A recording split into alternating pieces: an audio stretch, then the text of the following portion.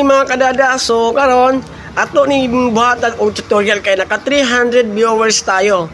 So gagawa tayo ng tutorial kung paano gawin to, yung papalitan yung sky. So tara, gagawin natin. Tara. Unang gawin, open the CapCut, then new project, then hanapin yung video na gawa ninyo. Then pag nahanap nyo na, add nyo lang.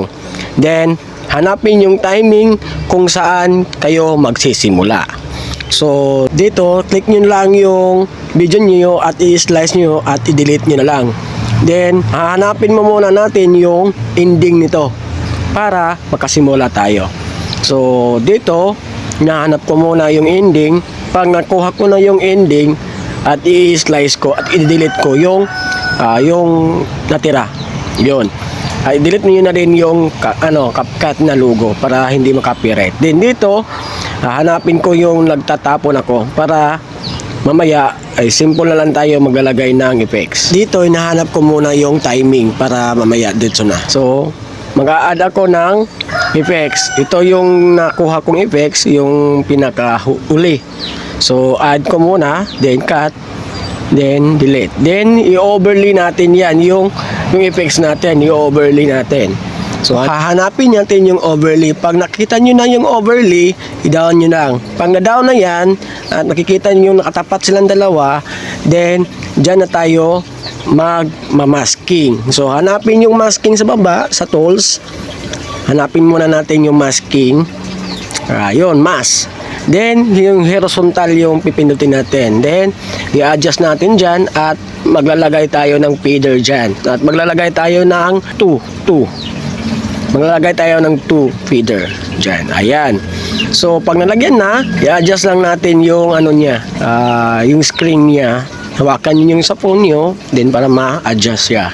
Then, pag nakuha nyo lang yung timing at duplicate natin yung main video natin, yung main video yung nagtatapon. Hanapin muna natin yung duplicate. Pag nakita nyo nang yung duplicate at i-click nyo na lang duplicate at i-overlay natin yung na-duplicate natin. Then i-drag natin sa baba sa may effects at gagamitan natin yan ng removal BG. At hanapin muna natin yung removal BG dito at pag nakita nyo na, click nyo na lang at i-auto removal natin. Ayun, naka-auto removal na yon, then check na natin. Then, i-duplicate natin yung effects natin. At pag na-duplicate na ninyo yung effects ninyo, at i-drag natin pababa. Itapat natin sa may effects natin. Then, hawakan natin yung screen at i-down natin yung effects natin, katulad niyan. At itapat natin yung effects natin doon sa may cement. At pindutin yung splice at i-overlay natin. Then, i-adjust lang natin yung overlay natin to 62. Ayun, okay na yung ating mga effects. At tingnan natin kung okay na ba to. At sumabay na ba sa... diba, okay. Madali lang yung gawin nito, mga kadada. So, subukan ninyo. At may tutorial naman tayo dito. At saka sa hindi pa nakapalo sa akin, baka naman, pakipalo naman ako. At like and share na din para matuto yung mga kasama natin na gusto matuto ng ganito.